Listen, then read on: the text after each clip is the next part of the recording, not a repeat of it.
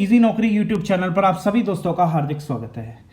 सरफरोशी की तमन्ना अब हमारे दिल में है, देखना है जोर कितना बाजुएं कातिल में है। ये रचनाएं लिखित थीं राम प्रसाद बिस्मिल के द्वारा, जो कि एक क्रांतिकारी ही नहीं, बहुभाषाविद, स्वतंत्रता सेनानी, कवि और बहुत अच्छे शायर थे। राम प्रसाद बिस्मिल जिन्होंने कि युवाओं को आगे ले जाने का कार्य किया, जिसमें चंद्रशेखर आज़ाद, भगत सिंह, अशफाक उल्लाह खां, इनको साथ लेकर भारतीय जो क्रांति है, स्वतंत्रता क्रांति जो है, उसे आगे बढ़ाने का कार्य किया। तो आज देखेंगे राम प्रसाद बिस्मिल की बायोग्राफी। राम प्रसाद बिस्मिल, जिनका जन्म 11 जून 1897 को शाहजहांपुर में हुआ। ये नॉर्दर्न वेस्टर्न प्रोविंस का हिस्सा था, जो कि ग्वालियर क्षेत्र से जुड़ा हुआ था। इनकी मृत्यु 19 दिसंबर 1927 को हुई, 30 साल की उम्र में। ये गोरखपुर में इन्हें फांसी दी गई। यूनाइटेड प्रोविंस का हिस्सा था, संयुक्त प्रांत का हिस्सा था वो। और इनके जो ऑर्गेनाइजेशन खड़ा किया गया वो था हिंदुस्तान रिपब्लिकन एसोसिएशन मूवमेंट। ये इंडियन इंडिपेंडेंस मूवमेंट का बहुत अहम हिस्सा था, क्योंकि आगे चलकर इसी मूवमेंट से जुड़े हुए जो क्रांतिकारी रहे भगत सिंह, चंद्रशेखर, इन्होंने आगे भारतीय स्वतंत्रता जो संग्राम है उसे आगे ले जाने का कार्य किया। अगर हम इनके प्रारंभिक जीवन की बात करें तो 1897 में राम प्रसाद बिस्मिल का शाहजहांपुर में जन्म हुआ, और ये उस समय ग्वालियर का हिस्सा हुआ करता था। राम प्रसाद बिस्मिल के जो पिता थे उनका नाम मुरलीधर था, और ये म्यूनसिपैलिटी बोर्ड शाहजहांपुर में कार्यरत थे। यहाँ पर इनकी अर्निंग सफिशिएंट नहीं थी, लेकिन बेसिक जो चीज़ें हैं वो राम प्रसाद बिस्मिल को ज़रूर प्रोवाइड कराते थे। इन्होंने हिंदी के क्षेत्र, पहले उर्दू का काफ़ी बोला बाला था, लेकिन उर्दू पढ़ने में राम प्रसाद बिस्मिल का मन नहीं लगा, और इन्होंने हिंदी की जो कविताएं हैं, उपन्यास हैं, वो भी पढ़ने शुरू कर दिए थे। लेकिन इन्होंने 8वीं कक्षा पास करने के बाद ही जो है शिक्षा छोड़ दी थी। कुछ समय बाद ही राम प्रसाद बिस्मिल के द्वारा आर्य समाज ग्रहण कर लिया गया। आर्य समाज ग्रहण करते समय इनकी जो मुलाकात हुई स्वामी सोमदेव से हुई। उन्होंने राइटिंग से रिलेटेड, कई नेशनलिस्ट से रिलेटेड कुछ अनुवादक जो किताबें हैं वो इन्हें प्रोवाइड कराई, जिससे कि हिंदी साहित्य के प्रति इनका प्रेम जाग उठा। राष्ट्र की भावना के लिए, राष्ट्र की भावना भी इनमें जागृत हो गई। 1916 में कांग्रेस सेशन शुरू हुआ, जिसे इन्होंने अटेंड किया, और भारत में जिस तरह से ब्रिटिश शासन था उसके खिलाफ रिवोल्यूशनरी ऑर्गेनाइजेशन खड़ा करने के लिए इन्होंने वहीं से संकल्प ले लिया था। इनके मन में जो उपज थी वहीं से आ गई थी कि ब्रिटिश हमारा जिस तरह से हमारे देशवासियों का दमन कर रहे हैं, हम लोगों को भी इनके खिलाफ कुछ ना कुछ करना चाहिए। इसी दौरान गदर पार्टी से जो जुड़े हुए लोग थे उनको सजा हुई, फांसी की सजा हुई। बाद में उम्र कैद के रूप में उनको रखना पड़ा परमानंद जी को, जिससे कि इनके मन और विचार पर काफ़ी फर्क पड़ा।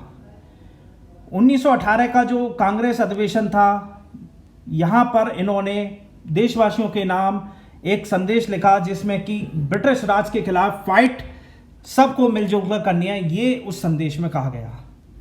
और यहाँ पर ही बिस्मिल के खिलाफ अंग्रेजी सरकार ने केस दायर किया कि ये ब्रिटिश हुकूमत के खिलाफ एक देशद्रोह का मामला बनता है। राम प्रसाद बिस्मिल, जो कि बाद में उनके खिलाफ जैसे ही ये केस हो गया, उसके बाद ही राम प्रसाद बिस्मिल जो मैनपुरी षड्यंत्र था उसमें भी उनका नाम आया, और वो भगोड़े साबित कर दिए गए ब्रिटिश गवर्नमेंट के द्वारा। 1918 में इन्होंने अपनी अंग्रेज़ों के खिलाफ मुहिम भी शुरू कर दी थी। इन्होंने चोरी, डकैती, अमीर लोगों को लूटना भी शुरू कर दिया था, क्योंकि इन्हें संगठन चलाने के लिए इसकी आवश्यकता थी। राम प्रसाद बिस्मिल ने फॉर्मेशन किया था हिंदुस्तान रिपब्लिकन एसोसिएशन का।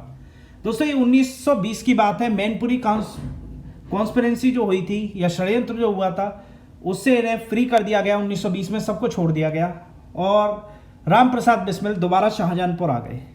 और उस समय गांधी जी का आंदोलन चल रहा था, नॉन कोऑपरेशन मूवमेंट, उसमें वो शामिल हो गए और वॉलेंटियर की तरह वहाँ पर कार्य करने लगे। इन्होंने 1921 में शाहजहांपुर की तरफ से अहमदाबाद का जो कांग्रेस अधिवेशन था वो भी ज्वाइन किया। यहाँ पर इन्होंने प्रेम कृष्णा खन्ना, रिवोल्यूशनरी अशफाक उल्ला खां की मुलाकात हुई और यहीं से एक तरह से पूर्ण स्वराज का जब बात हो रही थी, प्रपोजल दिया जा रहा था पूर्ण स्वराज से रिलेटेड, महात्मा गांधी इसके फेवर में नहीं थे, लेकिन जो बिस्मिल थे वो इसके फेवर में थे कि कहीं ना कहीं हमें पूर्ण स्वराज चाहिए। लेकिन गांधी जी कह रहे थे असहयोग आंदोलन कर ब्रिटिश को मजबूर करें कि वो हमें जो है आज़ादी प्रोवाइड कराए। इसी दौरान चौरी चौरा कांड होता है और नॉन कॉरपोरेशन मूवमेंट जो कि गांधी जी के द्वारा चलाया जा रहा था वो उसे वापस ले लेते हैं। इससे कहीं ना कहीं बिस्मिल थोड़े से नाराज़ होते हैं और 1922 में जब ये डिसीजन गांधी जी के द्वारा लिया गया वहीं से इनकी राहें अलग हो जाती हैं। वो चाहे मोतीलाल नेहरू हों, चंद्रशेखर दास हों, जहाँ की इन्होंने बिल्कुल न्यू स्वराज पार्टी का गठन कर लिया, तो बिस्मिल भी इन्हीं के लीडरशिप में आते आते उन्होंने भी अपना रुख मोड़ लिया और हिंदुस्तान रिपब्लिकन एसोसिएशन है उसका गठन कर लिया। और इनका पहला बड़ा इंसिडेंट और अंतिम भी कहूँगा मैं इंसिडेंट, क्योंकि काकोरी कांड जो था उसी के लिए इन्हें जाना जाता है, क्योंकि अपना हिंदुस्तान रिपब्लिकन एसोसिएशन के जो फंड है या एसोसिएशन को बढ़ावा देने के लिए फंड की आवश्यकता थी, जहां पर इन्हें काफ़ी पैसों की आवश्यकता थी और इन्होंने काफ़ी नवयुवकों के साथ मिलकर, चंद्रशेखर आज़ाद, अशफाक उल्ला खां इत्यादि, रोशन सिंह, इनके साथ मिलकर योजना बनाई कि हम ट्रेन लूटेंगे जहां से धन आएगा और उसे अपनी एसोसिएशन के कार्य में लगाएंगे, भारतीय स्वतंत्रता संग्राम के लिए लगाएंगे, ताकि हम लोगों को जल्द से जल्दी आज़ादी मिल जाए और ब्रिटिश हमसे परेशान हो जाए।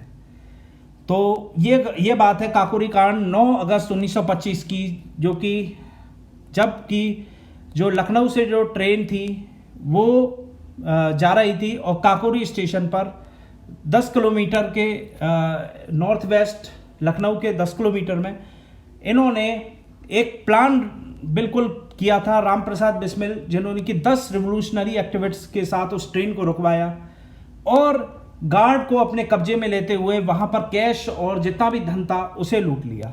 इसी दौरान यहाँ पर भिड़ंत हुई और एक आम सैनिक भी, आम आदमी भी उस रॉबरी में मारा गया।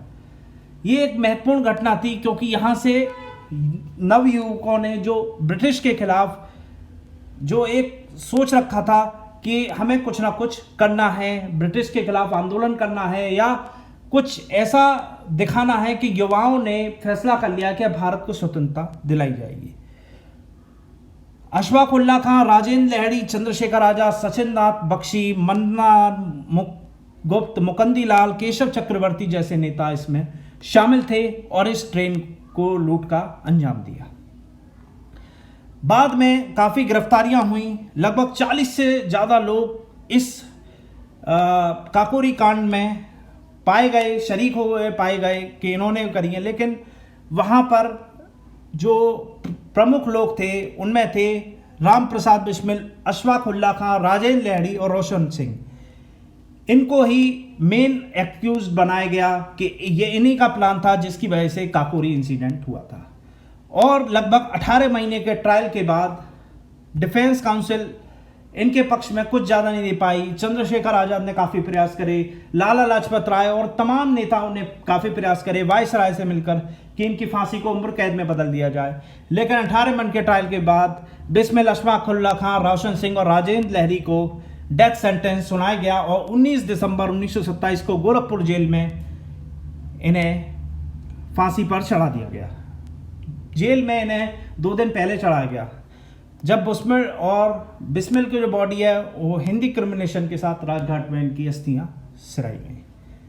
तो ये थी राम प्रसाद बिस्मिल की बायोग्राफी। राम प्रसाद बिस्मिल बहुत अच्छे पोइट थे।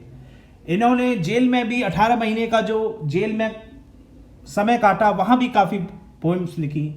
इनकी कुछ पोइम्स है it mattered moral, last verses of Bismil, secret of life, हम जिस पे कि तैयार था मर जाने को, the desire of sacrifice, Bharat जननी तेरी जय हो, तो इस तरह की पोइम भी राम प्रसाद बिस्मिल ने लिखी। तो युवाओं के लिए एक बहुत बड़ी प्रेरणा राम प्रसाद बिस्मिल। तो दोस्तों एक छोटी सी बायोग्राफी राम प्रसाद बिस्मिल की थी, कैसी लगी आपको बताइएगा जरूर। बहुत बहुत धन्यवाद।